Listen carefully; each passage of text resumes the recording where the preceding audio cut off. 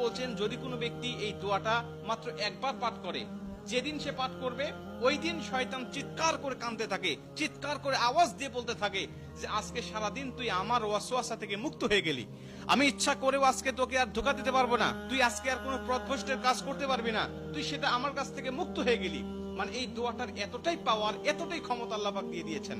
অতএব আমরা এই দোয়াটা মুখস্থ রাখবো, ছোট্ট একটি দোয়া মুখস্থ করে প্রতিদিন আমরা তেলাওয়াত করব।